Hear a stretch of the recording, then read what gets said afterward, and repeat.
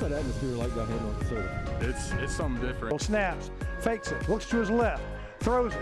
24, wide open, downfield, nothing but net. It's a touchdown for the North DeSoto Griffins. All right, I want to welcome everybody to the first ever episode of the Griffin Plus podcast. I am Tyler Warren, the running backs coach, joined with my boss man, Coach Dennis Dunn.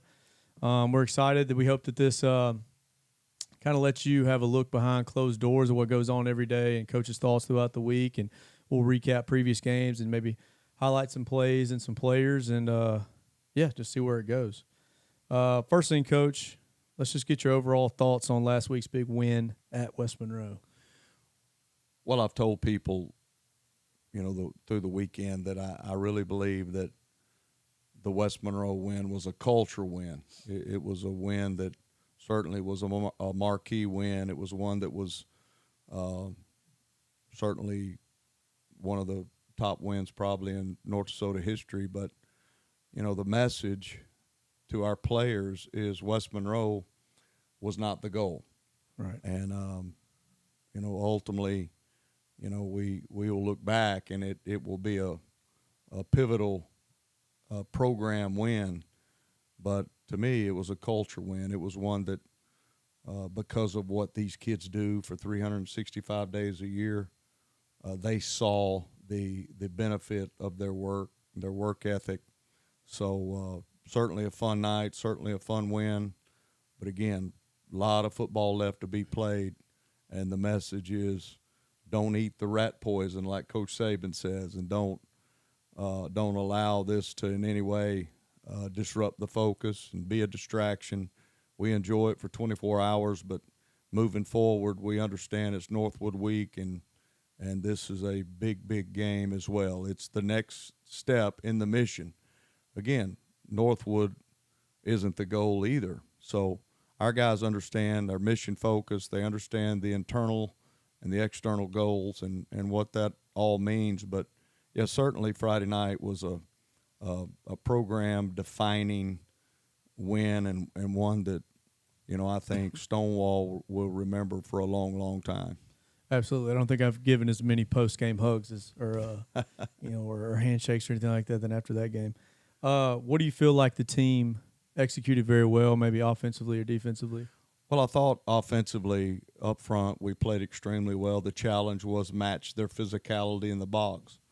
Last year they took our manhood, and beat us 63-14. But, one of the things I've told people behind closed doors is, not a lot of people remember that our hands were tied behind our back last year. We had just lost our best player in Cole Corey in the center game. We had lost most of our secondary in that game as well.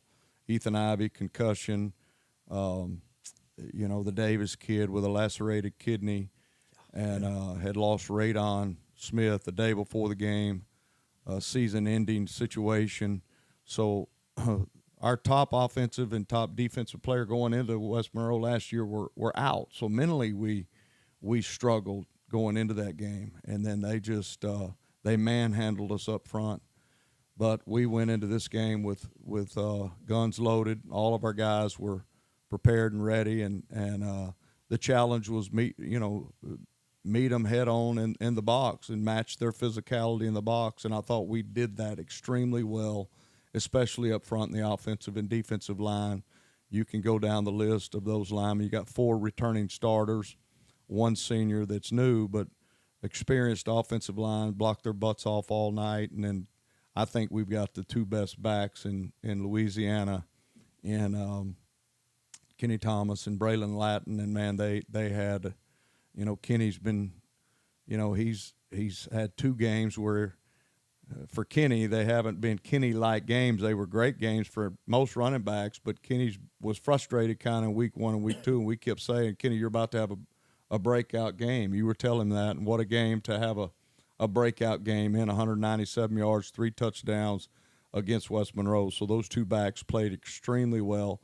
I thought Luke managed the game. Not one of his better stat nights, but I thought he, for the most part, protected the football and made key throws at critical times in the game. But most of all, he managed the game, and and led us to victory. Absolutely. And what you don't see out there is Luke firing up the troops at halftime.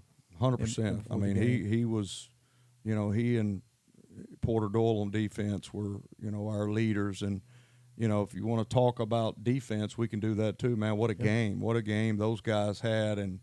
And statistically, you talk about a guy that not a lot of people recognize the name, Ethan Ivey, but, 2-year starter, but Friday made a name for himself. Player of the game, 14 tackles, tremendous night, on the field. And then Porter Doyle, 13 tackles, and the list goes on.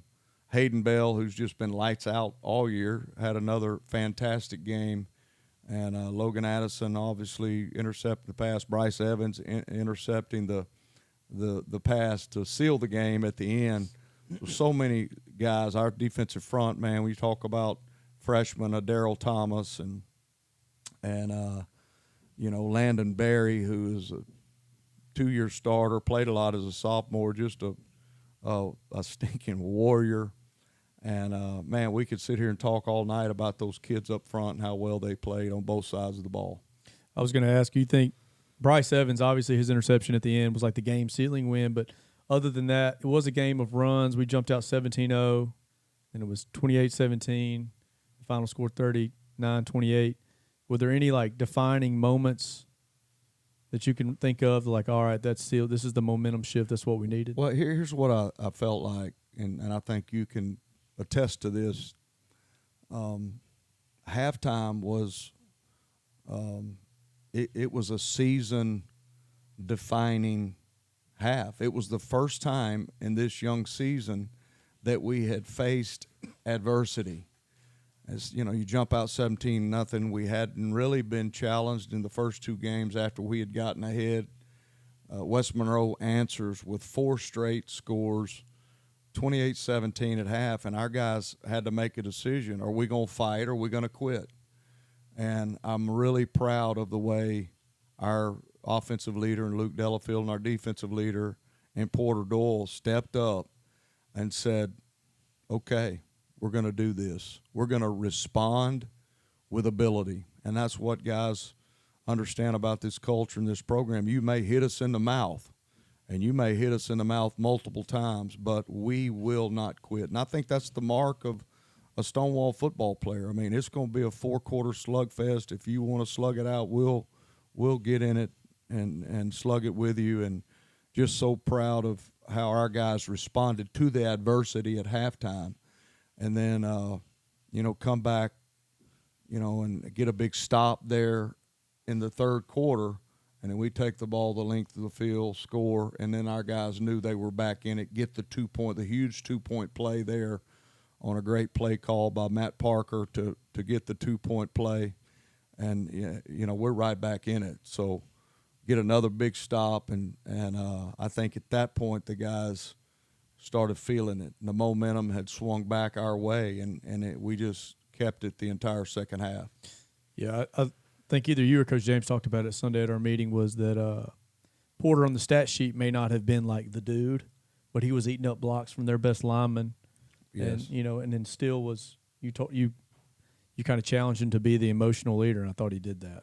Yeah, I mean, at halftime he was frustrated. Right.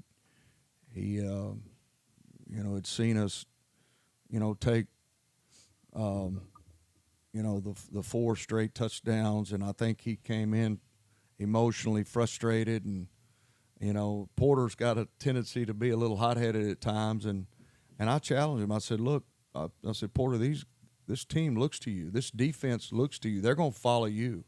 And if you don't respond, they're not going to respond. So I thought he responded in an incredible leadership way, and basically our defense took over the game at that point. So, Coach, you gave us 24 hours. I think all of us spent, almost every minute of that allotted 24 hours, being excited and rewatching the broadcast and stuff. But looking forward, like you said, it's not hard to get the kids fired up for this week. It's Northwood week. Is there anything, what you've watched film all weekend? What can you tell us about? What do you want to share with everybody, I guess, about Northwood? Well, again, as I love I told the boys this morning, Coach Saban, I was fortunate when he was at LSU to get to know him pretty well, and he and I got to be friends, and I've followed his career and listened to a lot of what he says, and I think most coaches do, because he just he had, as a coach, had that factor that he could just keep the guys focused and on point week after week after week, year after year after year, with the culture that he built. One of the things that he said, more people die coming down from Mount Everest than do climbing Mount Everest. So you get the point. I mean, huge win, but you're still climbing. Week 3 is not the goal. Week 4 is not the goal.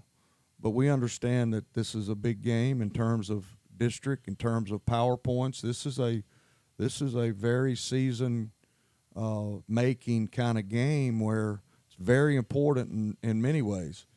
Number 1, it's the next step in the mission. Number 2, it's Northwood. Number 3, it's a PowerPoint kind of game and impacts your seeding in the playoffs. So our guys understand that hey, this is the next thing that we have to do to be on mission to our ultimate goal, and that's to be playing second week of December. What we said in the meeting on Sunday, talked about their DBs being their 4x1 team, and their offense has scored, I think you said 172 points. 172 points in 3 games. That's hard to do on air. Yeah. That's hard to do. It doesn't matter who the opponent is. So they're riding high right now, and extremely explosive, and very good on defense. Austin Brown, again, I've bragged on him through the years. Done an outstanding job at Northwood, and has built a culture there of belief, and those guys play hard every week. So we know that we're going to get their A game, and we'll have to be prepared and be 100% focused all week in practice, and certainly believe our guys will be prepared and ready to play on Friday night. What do you think, if you had to point out one thing, would be the key for the Griffins to come out for a win? Well, again, I think it's going to be a 4-quarter game, and no matter what happens in the game, I think we have to be prepared for sudden changes. We have to be prepared for adversity. We have to be prepared for every situation, and that's why you practice every situation that could potentially happen in a game, especially in a big game. I think you got to limit turnovers, and that's big. Controlling the football and protecting the football, all those things that we preach day in and day out will be big in a game like this. So I think that's going to be key, and I know Austin is preaching the same thing up there. So going to be a great night. High school football at its best. One of the top games year in and year out in Northwest Louisiana. So Northwood's probably going to make a lot of money this year since it's their home game. Absolutely. I know Stonewall's gonna travel. So let's talk a little bit, I guess, about the program just for a second. How have you seen? You've been here for however many years now, 7 Coach. years. Yes, 7 years. 7. And so you've seen some not so great years, some great years, a state championship caliber team. We made it to the Dome. What similarities do you think that this team has with that Dome year team? Well, again, we've mentioned culture a couple of times, and it took 4 years to get the DNA of what we were trying to get done into every kid. Year 4, they were all our kids, and that team, went to the Dome and came up short. And but at that point, we knew that we had the standard, and the standard is the standard every day, without compromise. And I think holding kids accountable to the standard, holding coaches accountable to the standard, has been what has propelled us to have the measure of success that we've had to date. This senior class, Tyler is 36-7 in their 3 years and 3 games, and that's just a testament to them. I mean, I think one of the things that maybe has been, people ask me, what do you think your greatest gift is in coaching? And I say probably in 41 years, I guess the thing I've done well is make kids believe that they're better than they really are. Absolutely. And I think these guys think they're better than they really are, and that's a tribute to you guys, our coaching staff, and all of us believing in the standard and holding everybody to that standard every day. So we just keep doing that day in and day out. The wins and all that take care of themselves. And ultimately, Tyler, we want these guys to win off the field and win in life, and hopefully they take some of the things that they've learned having been a part of this program into life and use them as strategies to win in the adversities that inevitably come in life. So that's why we all do it. That's why we coach, for impact, and just a lot of fun at this point and stage in the program that's been developed here. Right. I think this senior class is 2-1 versus Northwood, 3-1 versus, they avenged their one loss against Center. So looking to go 3-1 Friday. Anything else you want to tell the community? Or we just want you to come out. I mean, I think it's going to be a great night for high school football. We know that Coach Brown will have his guys ready, and we're looking forward to a tremendous football game. Right, 7 o'clock Friday in beautiful Blanchard. We'll see you there. Looks for number 7. Beautiful pass. He was triple covered. What's that atmosphere like down here in North DeSoto? It's something different. Snaps, fakes it, looks to his left, throws it. 24, wide open, downfield, nothing but net. It's a touchdown for the North DeSoto Griffins.